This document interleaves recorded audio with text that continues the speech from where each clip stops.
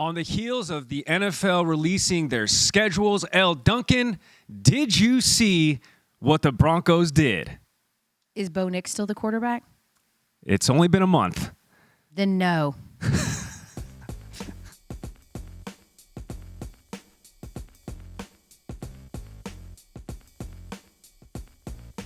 Elle, you got to give the man a chance. I mean, just like Lewis Hamilton should have given a chance to the Cincinnati spaghetti that he had to eat, the grits from Carolina, the Cajun food from New Orleans, which he did not like. You gotta give it a chance, Elle. You gotta expand your palate just a little bit. Thank you all for giving the Elle Duncan Show a chance with Gary Streisky. We welcome you back in the studio, back with my guy Gare Bear. It's me. We have been doing a ton of shenanigans over Correct. the last, what would you say, few weeks Since or so? the start of May? Legitimately, and we're going to get into all that, including Gary going White House official and me now being best friends with Kim Kardashian. We'll get into all of that. That's pretty cool. I didn't watch the video, but any excuse to do a great British accent. Was he like, "Hey, what's Skyline chili?" Yeah, that's the one he actually liked. Ew. He goes, it's not too bad, isn't it? And then he Not too bad, he isn't spun it on this spoon and then just ate it like a delicacy. I'm like, brother, I mean, that thing is just chili beans and sket. I will say this though: British people not known for their great food. That's actually completely valid. They like not known for their food. I had it, and this is not me coming after our Brits. We love the UK. You know what I'm saying? But I had a good friend who is British, and she would come and see me all the time, and we'd go to dinner and stuff, and she'd be like, "You know what you really should do?" She's like, "If you honestly went to England and opened like a Ruby Tuesday, it would do so well there." Definitely. Because British people have horrible palates and don't know what good food is, and they would think that Ruby Tuesday is a 5-star meal. I was like, you know what? I'm going to open up that Ruby Tuesday in UK. That's my ultimate goal. Who's to say it's not stateside? It's bad. You know the food's bad when Dan Orlovsky, who is noted horrible food guy. He's catching a stray 2 minutes in. He already knows. Yeah, you're right. That dude eats boiled chicken for lunch. You know, he's one of those guys that's like, food is for sustenance, not for taste or flavor. And he spent time last year in England because of the NFL games, and he was like, I think I lost 6 pounds and I didn't eat anything. It was horrific. And that's crazy because Dan Orlovsky doesn't have 6 pounds to lose. I actually was on SportsCenter filling in for you because you were, of course, on your way back from New York, Disney Upfronts. We're going to get to that in a minute. But Dan Orlovsky popped on for a couple of segments, and my mom called me after the show, and she was like, Dan Orlovsky, he is so tall, but he is so skinny. Gary, he's too skinny. I'm like, Mom, well, he was standing next to me, 1, and then he was sandwiched in between Randy, 2. He's a skinny, tall guy. Yeah. So even my mom was like, he needs some meat on those bones. He does. I guess his best body comp would be Gumby. It's not bad. It's not bad. That's a thing. I missed you though. Definitely Likewise. did not miss watching Caitlin Clark and her WNBA debut. Sure. It was a big deal. I was at Upfronts on Tuesday. We were all crowded around this TV at the post party, and it was amazing to see so many celebrities that were super into like 2.5 million. Yeah, 2.5 million people watched her debut. And I'm not saying Here we go. that there are some seasoned veterans who feel a little bit vindicated for what they said about Caitlin. I'm just saying, guys, this is what they meant when they said there would be a learning curve. Because yes, Caitlin Clark led the team with 20 points, but she also had 10 turnovers. It was the most turnovers for a debut in WNBA franchise history. In WNBA history, Cynthia Cooper is the last person, the very literally inaugural year of the WNBA, to have that many turnovers in her debut. The downside is, and again, this is people not knowing. Here's the encouraging part. Don't be discouraged that like, oh, Caitlin Clark's not going to be great at this level. She is. They faced a Connecticut Sun team that is perennially one of the best defensive teams in the entire WNBA. Like, this is what they do. They play nasty, dirty. They turn you over. Like, so it was a tough assignment for her very first one. Certainly some things that she can take away from it. She said it herself. Like, you take the good with the bad and you move on. But this is what they meant, y'all. Correct. They weren't hating. There is 12 WNBA teams, all right? I think there's 144 total WNBA players, meaning they are the top 1% of players in the world. In the world. There are no gimmies. There are no, you're facing so-and-so in this conference and they're one of the worst teams in the conference. Like, That's not what this is. This is the best and the most elite, and it was her first foray, and there was some good with it, but there was certainly some bad, and that's all anybody meant when they said she's going to have to see about the WNBA because it's a very different caliber. The Connecticut Sun perennially are finishing in the top 4, top 5. They've gone down to the conference semifinals these last handful of years. They are the ones who are giving the Las Vegas Aces and the New York Liberty this past season a run for their money. As it ends, as we get towards the latter stages of the playoffs. But she still had the best performance of all other WNBA rookies in terms of just output, right? The 10 turnovers were bad. The 20 points were good. You saw Aaliyah Boston there coaching her up, a rookie in her own right just last year ahead of halftime. Like, yo, it is different. And, of course, Aaliyah Boston came from South Carolina where those are some dogs down there. So you did see Caitlin Clark get frustrated in front of a sellout away arena. By the way, the get-in price was like 10x just to go see them down there at Mohegan. But Angel Reese, double digits in scoring. Cameron Brink, double digits in scoring. Rakia Jackson, single digits. So we are going to get into those top 5 cluster of WNBA draft picks. But you got to also expect everywhere that Caitlin Clark goes, she is going to get a little bit extra from the other team. And it is because how much we've put her sort of on this pedestal, right? Like, so you know you're going to get a little extra. Well, you know you're going to get a little extra from the other team clamping down. Sure. I mean, I think, is everyone motivated to be the person but I think that's the case with all rookies. Like, every single rookie in every professional sport will tell you they've got their rookie moment, right? Their welcome to the league moment where it was going around this year, it went viral with just the W girls talking about sort of their welcome to the WNBA moment, and every single one of them had it. You don't think that people wanted to put LeBron James in his place when he came out with all that hype? Like, it is not relegated to just Caitlin Clark. Like, this is what they do. But on top of that, this is not a Connecticut Sun team that played outside of themselves. This is what they do. They literally do this. Maybe the scheduling gods didn't exactly help her out because this is what Connecticut does. They're also a really good team. And the idea that then the conversation becomes, well, Caitlin didn't do that well because her teammates are horrible. That's not true either. Full stop. Like, was this a Fever team that was in a position to even draft number 1 overall because they didn't win a ton of games last year? Yes. But this team, as it's currently constructed, is still better than any team she ever played on in college. So please, full stop. It's the first game. They'll sort some things out. But, the idea that there would be no learning curve for Caitlin simply because of what she was in college is just not. And in college, it's that she averaged 10 turnovers a game. You can overcome that in college, right? That's not the case in the W. You can't necessarily overcome that. I'm not worried about it. I actually think this is going to be great. I think this is going to be, because Caitlin Clark is the ultimate competitor, you're going to be able to watch her in real time improve and get better and grow. And she's going to use this to motivate her to be even better because there was some errant passes. Like, there's just some things you cannot get away with in the league that you can get away with on the college level, as we show some of these highlights from her when she was playing in college and with the Final Four, right? So I think that, ultimately, long story short, Caitlin's going to be just fine. We saw something that we were hoping would happen. The biggest issue has been that while there is so much popularity and visibility on the women's college basketball side, for some reason those dots were not connecting with people, that these girls, they move on to another league. Like, they don't disappear into the ether. We talked about that. And all we wanted was that same attention to carry over into the W. And we 100% saw that. You mentioned it, 2.5 million. It's the most watched WNBA game since 2001. And that was a Memorial Day game. So it was a holiday game. So it's the most watched in over 20 years. All of the things that we expected. The Sun had never sold out an opener. It's a small arena, but they sold out the opener.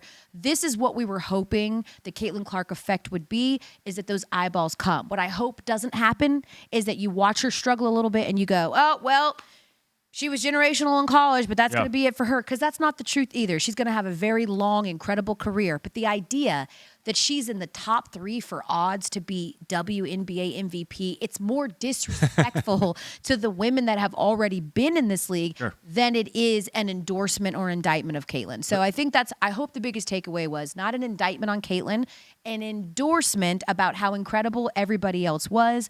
And you mentioned some of those other rookies. Before we get into the rookies, real quick though, little side plot for the Fever. How impressive is it, and help us contextualize this for the male listening and viewing audience, that Katie Lou Samuelson in for the fever, took an entire year off to have a child, and then she came back. So this is her now 5th opening night in the WNBA, and we had her on SportsCenter over the weekend, and she took a whole, and then now jumps back in. She had 30 minutes in her first game, had 5 points, so contributed, but like, thank you. That's like Thank you for acknowledging that. That's like taking, like, what happens if you take a whole year off and you've actually had to take chunks of time off because you've also birthed 2 humans, but taking an entire year away from what you do, not getting the reps, not getting the practice, and then hopping back in at the highest level and having to perform. I'm like, damn.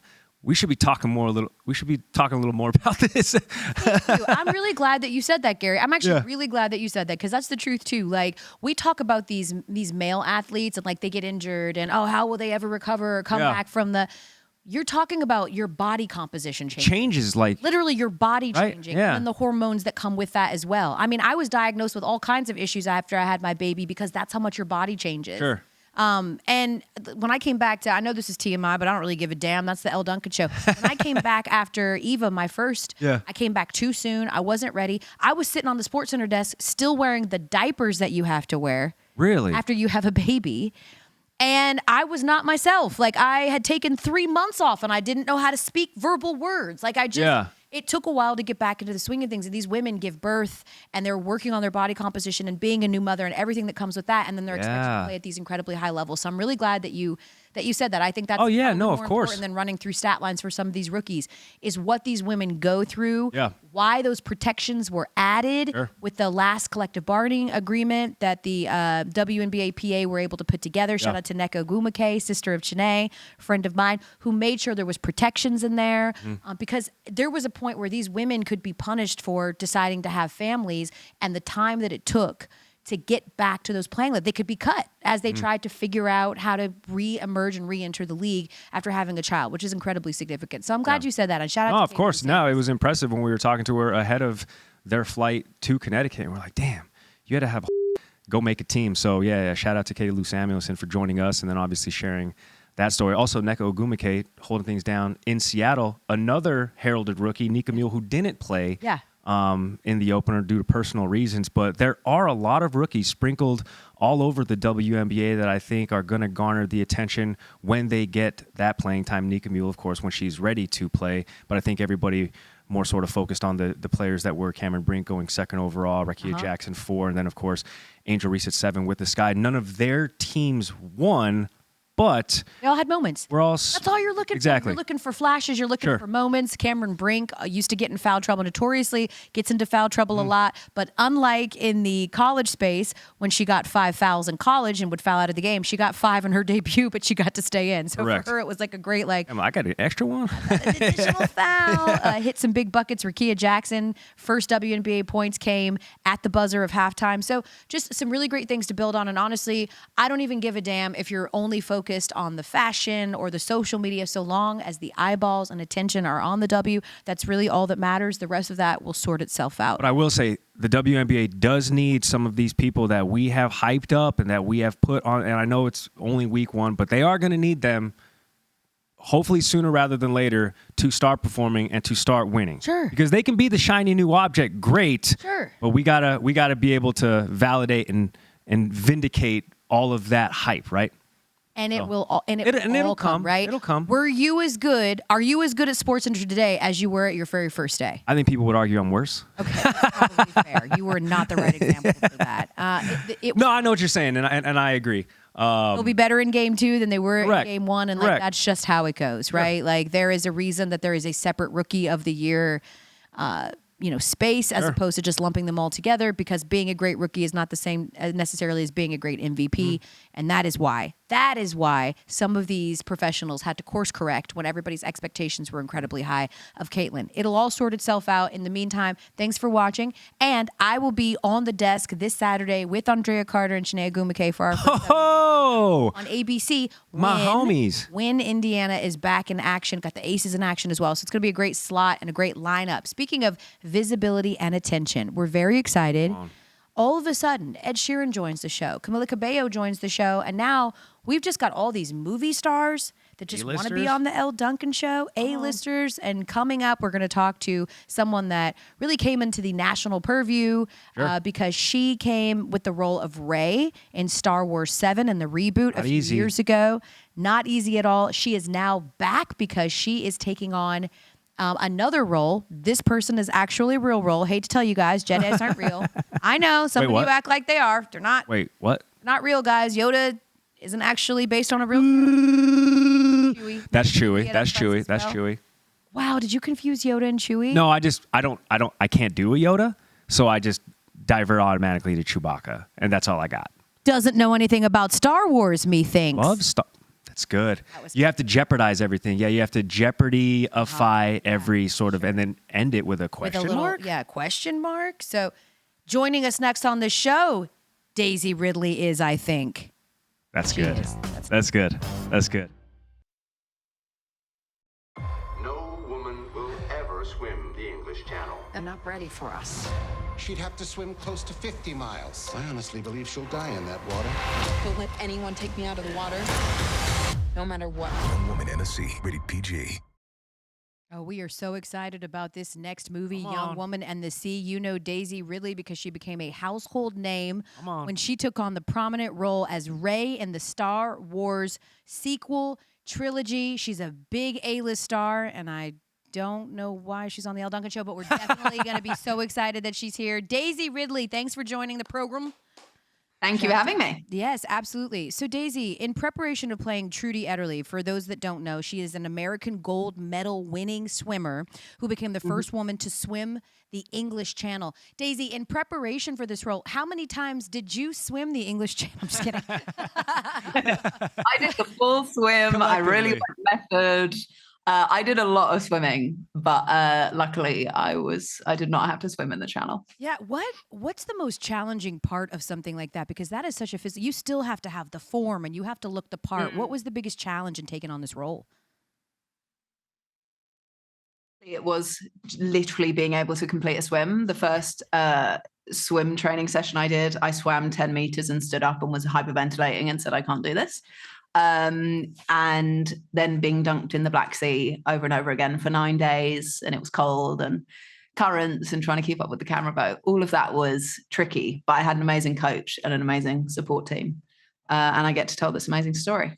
That's fantastic. And in the 15-second teaser, I mean, quite literally, Trudy had to swing the 21 miles from France to England, choppy waters, jellyfish-infested waters.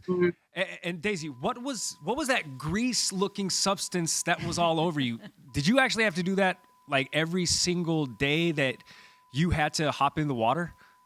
For the big swim, yes, I was covered in a mixture of Vaseline and something else to give it that residue, but it would have been lanolin and fat of an animal. So this was a better version. And is that just supposed to help you glide, I guess, easier through the choppiness of what was supposed to be, of course, the English Channel? It's actually for chafing because that makes sense. With all of the stuff going on, and I think mainly your legs rubbing together. It's actually the trying to help that smokes. And to keep your heat in because it sort of provides a layer of thermal insulation. Elle, I don't know about you, but swimming 21 miles, daunting enough. I get tired when I have to drive 21 miles. Yeah, 100%. I need a nap afterwards. I'm wondering, though, because you've always played in more, dramas and more. The interesting that you went into the sports space and why you thought this was the story that you wanted to be a part of. Like, what was so intriguing to you about Trudy? I mean, I love sports films anyway. And then reading the script, I just thought it was, as most people don't know what Trudy did. She was an absolute trailblazer in terms of women in sport at that time. And for 100 years, she has sort of gone unrecognized. So being able to bring her to the fore is amazing.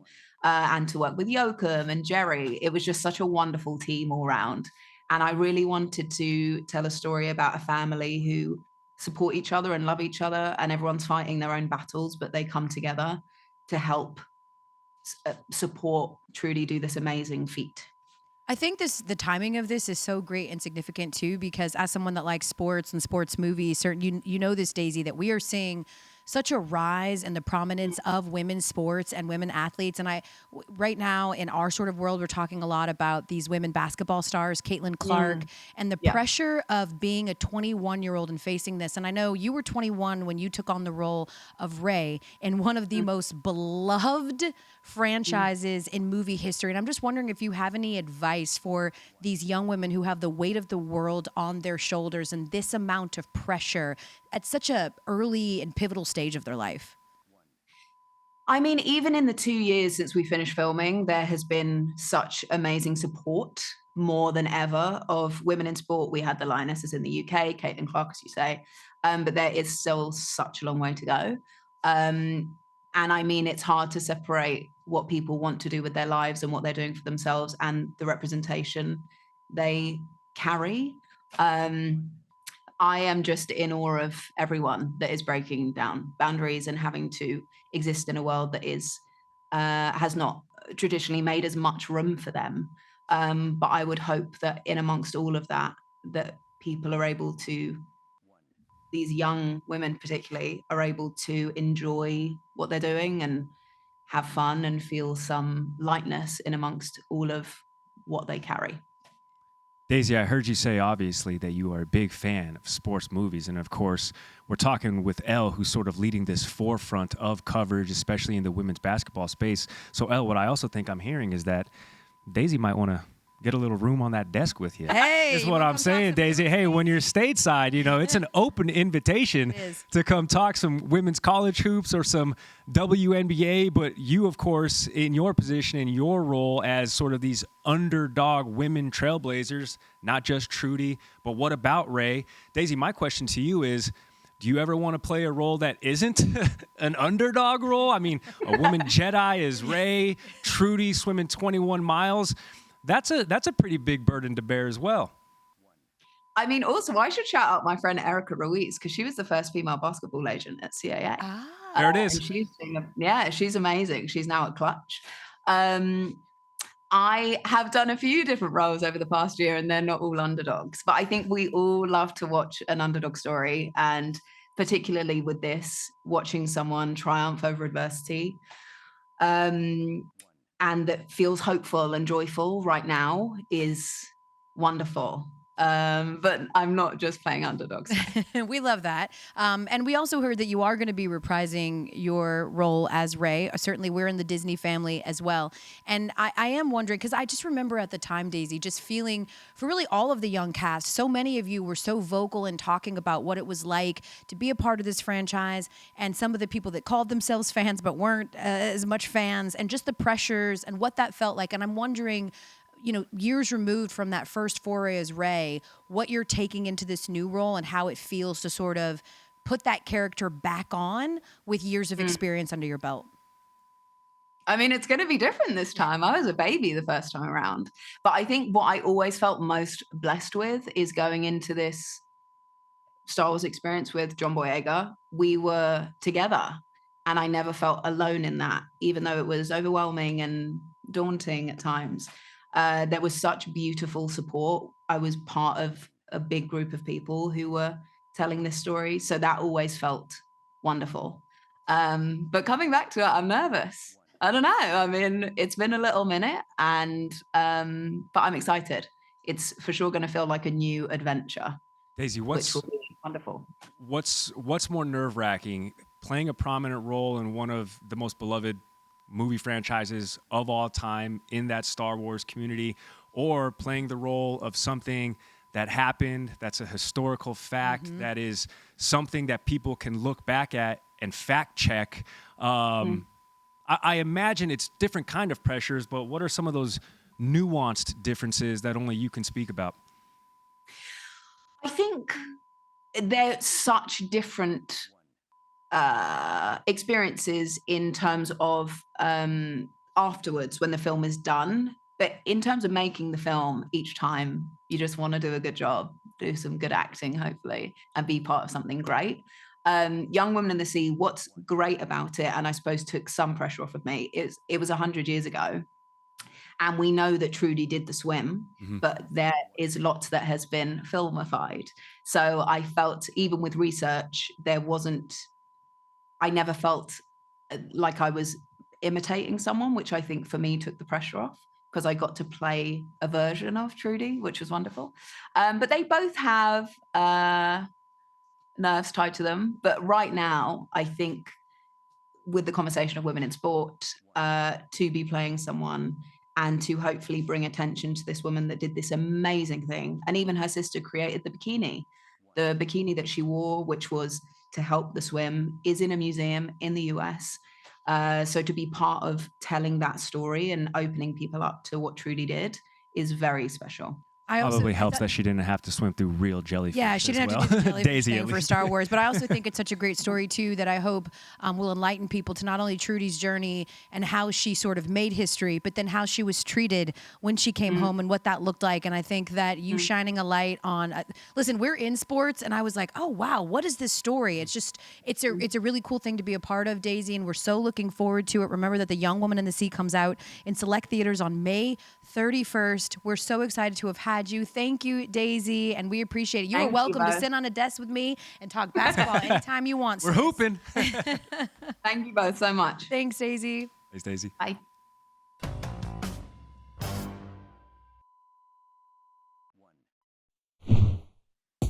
Hey, friends. Remember, new episodes of the Elle Duncan Show drop every Monday and Thursday. Listen to it wherever you get your podcasts. Watch it on YouTube. Watch us on the telly. We're catching a little bit of steam, Elle. Are we? We got to take this show on the road more often. I'm telling you, the Women's Summit, that was litty. It was litty. I know we spoke about it, the last time we linked up for the show earlier in the week, but let's take this thing on the road. Yeah, it was so funny. Gary is such a he's such a like a stand-up improv comedian guy, because like we came off stage and he was like, yo, they were feeling it. Like they were into it. They were laughing. It was real. That wasn't a laugh track, homie. I was like, no, man, they were digging it, man. That's I tried to tell him. Tried to told him. We just did a lot of actually yes-anding on stage. We really We're did. just rolling with We it. really did. I had told Gary when we were walking over to do this show that I worked out with Andrea Carter when we were at Upfronts one mistake. freaking time.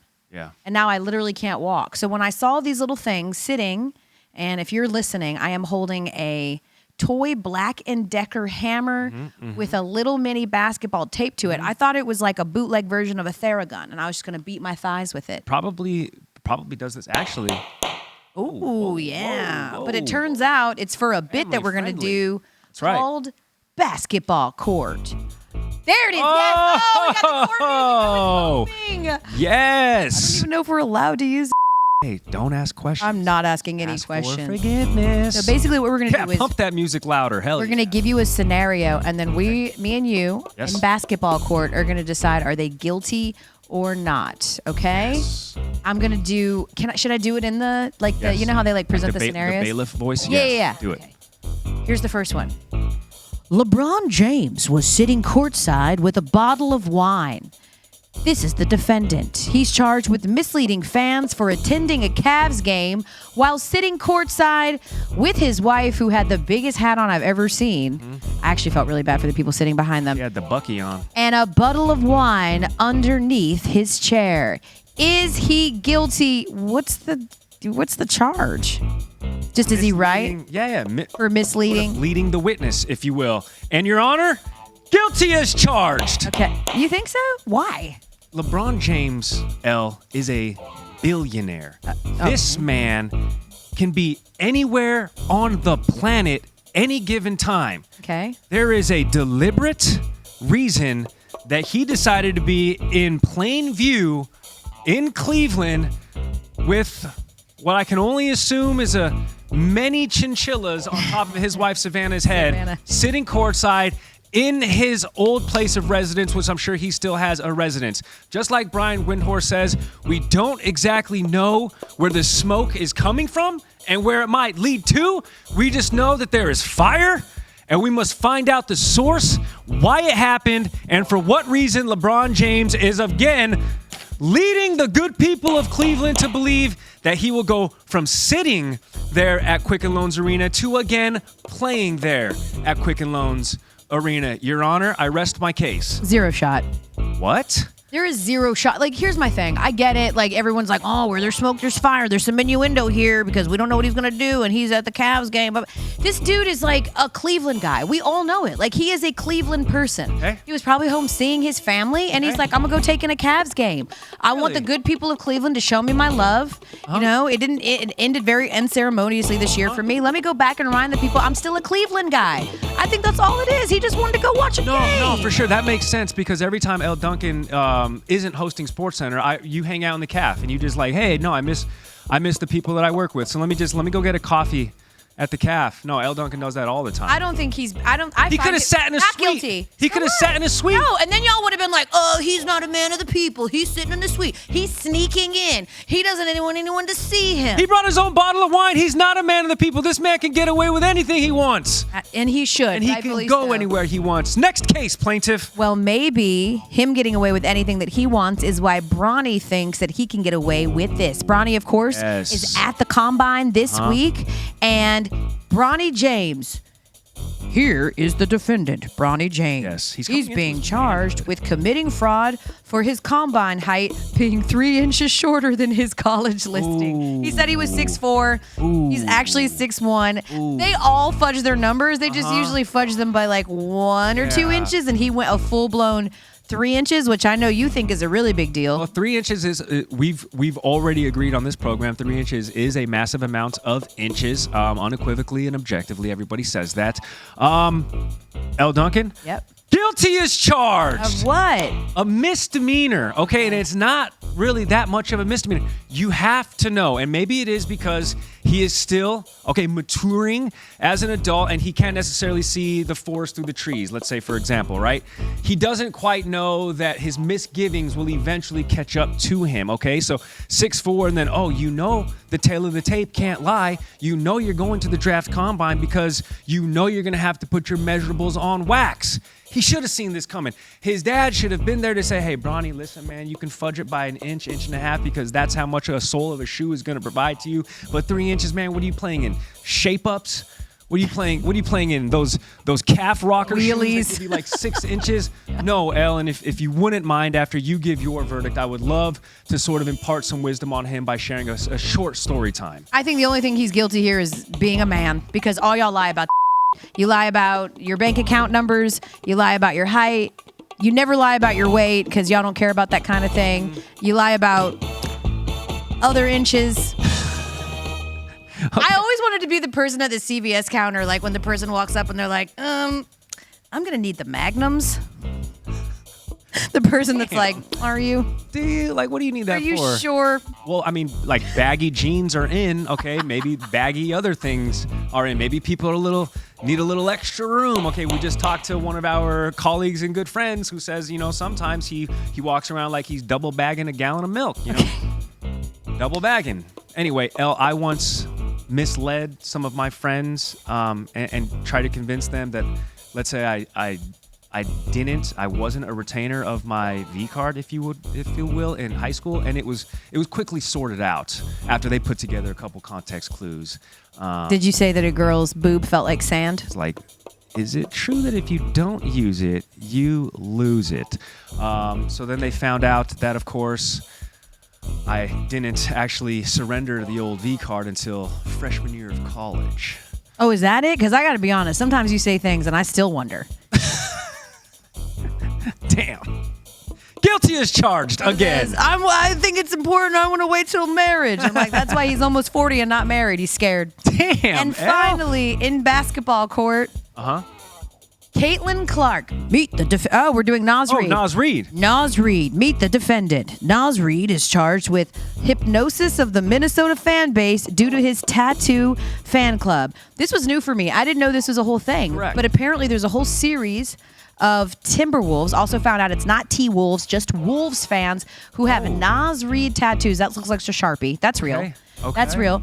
And this is apparently a thing. Is he guilty of hypnosis because people have Naz Reid, not the most likely figure on the Timberwolves that is filled with stars, to have that? Innocent of all charges. Okay, I just think that the fan base is guilty of stupidity. Okay, these all seem to me like coherent Okay, willing and able adults featured on your screen prominently right there. Nobody is coercing them, okay, to put this permanent body. And I am not anti-tattoo. I have 2 of them. As a matter of fact, I'm just saying that Naz Reid isn't forcing anybody, all right, to get that ink upon their body. Innocent. Well, is how I see it. I mean, listen, the dude like grew up there. He's played there for what, 1, 2, 3, 4, 5, like 6 seasons. Okay. He started out only playing 30 games a year. Now he's playing like a full slate, 81. Okay. Like, he's a hometown guy. I don't think he's guilty of hypnosis at all. By the way, I did hypnosis before. How was it? I had stage fright when I was younger, when I was like 19. But then, of course, I wanted at the time to be a performer. So I was like, I got to go to a hypnosis. It's the same hypnotist. No, they don't do that. They don't like wave a thing and make you bark like a dog. I stared at a candle and then she put a metronome on and we were in like a dark room and she had hypnotized my mom to stop smoking cigarettes. My mom hasn't had a cigarette in like 30 years because of this lady. So she hypnotizes me. And do you see anyone with stage fright now? And look at her now. Look at me. I got stage fright every time I go into a public urinal that doesn't have the dividers. That inches thing again. On the other side of the break, we will tell you about the shenanigans that happened in and New York. Which one was more impressive? Gary hanging out at the White House bowling alley or me hanging out with Kim Kardashian? Guilty. Yo, you better tell somebody about the Elle Duncan Show. That's a threat. I'm going to get you. New episodes Mondays and Thursdays, wherever you get your podcasts. Remember, you can watch us on E2. You a city girl? Right now. I could be. Yeah. My name is Risha, and I want to get it. Put a beat on, and I'll just rap over it, but just offbeat the whole time. Speaking of being a city girl, you were a big city girl in our nation's capital. Shall we end the Elle Duncan Show with a little story time? Sure. Because we have been all over the place, and you looking very presidential, sir. I was in D.C., and everybody knows that stands for the Capitol. Okay, I was in the District of Columbia. The White House invited me, along with our other friends here, Pablo Torre, Mina Kimes, Kevin Nagandi, to a celebration of Asian American Pacific Islander Heritage Month, which is May. And I got to the White House, and I was like, you guys know I'm Polish, right? Mm-hmm. Gary Streisky, Biden saw me and was like, wait a minute.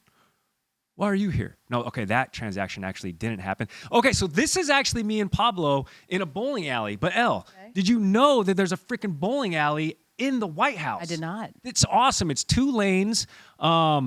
And then you saw me and Nagandi with our friend David Kwong, who is a magician, and there is the ESPN contingent there in the south. No, actually, this is the Rose Garden of the White House. And what was cool, our friend Dan Coe, who facilitated everything, and he and I go back all the way to Boston, he gave us sort of like the nitty-gritty off-the-books tour, and I don't know if I'm supposed to say that into a hot mic with Secret Service listening, but he took us straight into the West Wing, and we were walking up and down the steps, and he's like, yeah, this is the car that Kamala comes in every morning, obviously gets the best parking spot, and then we walk into the West Wing, and he's just like, yeah, don't be surprised if you see P and VP, that's obviously what they call them for short, walking around. They're working right now. It's like, oh, no, that makes sense. That's cool.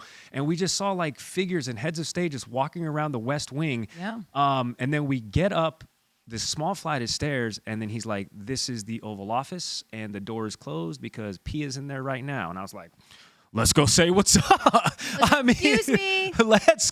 Let's go say hi, hello. And then we walk down another flight of stairs, and he's like, this is the Situation Room. You might recall it from when we got Bin Laden. I was like, I do recall. Yeah. So the thing that struck me about, this was my second time, not to brag or anything, going to the White House. I was there 10 years prior in the same tie when the Red Sox were getting their World Series rings, of all things. And that's when David Ortiz, remember, started an international incident, reaching into his pocket to take a selfie with Obama. But I was surprised at how easy it was to get into the West Wing after you clear security. You're just allowed to sort of roam. Oh, nice. Because I think what they figure is once you clear the 2 levels of security, you're probably supposed to be there. Like we could have just roamed around. They're also watching everything. Yeah, probably, to be honest with you, probably a little more security where you were at than where I was at, 1600 Pennsylvania Avenue with the leader of the free world. 100% there was definitely, because everyone had handlers. I was at Disney Upfronts, and very quickly, 10-second explanation. Disney Upfronts, upfronts for all these companies is basically you throw this big thing together and you show all the advertisers, look at how good our company is, spend some money with us, look at all the cool things we have coming up. And of course, Disney's portfolio is giant. So like everybody, like you go into this room, you're in, like some people do presentations. Me, Andrea Carter, and Shanae Agumake were able to go on stage, but you hang out in this lounge and you're looking at a picture right now. There's me, Andrea, and Shanae. They're all my friends. Robin Roberts, of course, is ABC, the face of ABC News. So she was there because that's a Disney entity. And Dawn Staley was with us because we went on stage. We talked to Dawn just about the growth of women's basketball. Yeah. And that was really cool. But we come off stage and like we had rehearsed. So we sort of knew what the whole entire lineup was going to be. Like they were going to start the show with Emma Stone, right? Who just won Academy Award for Poor Things because that was part of Disney.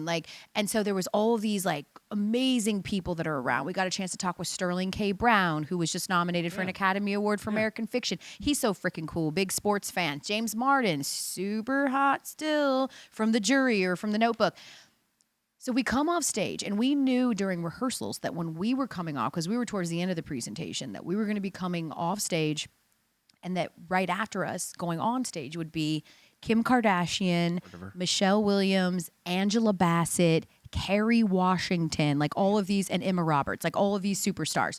So when we come off stage in real time, Andrea Carter's like, hey, I want to take a picture with Kim K. Like, we're going to stand right here and we're going to wait for her. Now, Kim, as you can imagine, has quite a few handlers. Sure. There is a whole brigade around her, including someone who just is there to hold a light up if someone wants to take a picture. Oh, for real? Yeah, it's great. She got her own Secret Service. She got everything. And so she comes off stage and we're like, hey, Kim, can we take a picture with you? First of all, she could not have been nicer. So sweet. She is a tiny person. She is a tiny itty bitty person. And she started talking to us after we took the picture. You're looking at it now. Like we knew we felt good because like she, obviously people want to take pictures all the time. We felt good after we took the first picture. She's like, let's do one with the kissy face. We were like, okay, that tracks. Whatever you want, Kim K. And we're standing there talking with her. And it's just this, the cool thing about upfronts is like the realization that all of these things exist in the same ecosystem, but they all exist on their own little planets. Like I know a lot about sports and a lot about pop culture, so I would sort of be the bridge. Yeah. You know, Dre and Shanae would be like, who is that? I'm like, oh, he's an actor on this one show, and like da-da-da-da-da. So we're standing there. Bob Iger? The prez. Me, Dre, and Shanae, and Dawn frickin' Staley. Correct. Dawn frickin' Staley, right? Ball coach. She's like the Hall of Famer, basketball and coach. She's Dawn Staley. And I'm realizing in real time, Kim Kardashian has no idea who's standing here because, for real? Well, we're talking with her and we, Dre is like, hey, I saw, that North, like she hoops because she posts pictures of North dribbling. And Kim starts telling us about, her playing basketball and how she's trying to improve. And Dawn's like, I could help her with that. Shut up. And Kim's like, can you? Because that would be like great. She just loves playing. And she talked about how her son Saint's like naturally really gifted. And I was like, man, all of these worlds like never truly collide. Right. The basketball world and the football world. And there's all these mega celebrities. Got to meet Jason Kelsey. Super freaking cool. He's joining our team on Monday Night Football. New colleague, Jason Kelsey? Yeah. But like, we all kind of exist in this vacuum and nobody knows anything about anyone. And there was a couple of times where you'd be like, and hi, and like, what are you doing here? Yeah. That's always the most awkward thing. Yeah. Like all of these people are here for a reason. They're all hanging in this lounge. They're all these mega stars, but everybody is obviously there because they're doing something on the Disney property. On behalf of behalf of Iger. Just like the conversation is always just like, there's a lot of tiptoeing. It's like, so what are you doing here? Yeah. And they're like, oh, I was just starring in a movie for Disney. Just won an Oscar. Have you heard of it? Wait. So hold on. Did Kim K know it was Dawn Staley at the time? She was like, oh, you could help. Really? What do you know? Really? Oh, that would be cool. I don't think that she did. I don't think that she knew that like, this is Dawn friggin' Staley standing here. That's which hilarious. Is fine. Which is fine. But it was really cool. She could not have been a nicer person. She like sat and talked with us for 5-6 minutes, which was like more than we assumed or expected. And then we got that clout, baby. Just a normal average reg day hanging out with Kimmy K. That's awesome. Bars. You think your boy can catch an invite maybe next year? Like one time I can hold a light. Okay, I can hold your light, Elle. I'm just saying. I love so much that like you get the invite to the White House, an invite I have never gotten. And meanwhile, you can't get the invite to the Disney White House. I mean, that's crazy. I want to meet the other president. I want to meet Big Shot Bob. Actually, I have met him. Have you? I've met him Austin, F1. Okay. Great guy. Great guy. Very watch charming. guy. Very, very charming man. So there it is. That's where we were in the world. When we wrap things up on the other side, we're going to literally have enough time to say, see ya, wouldn't want to be ya. Pew.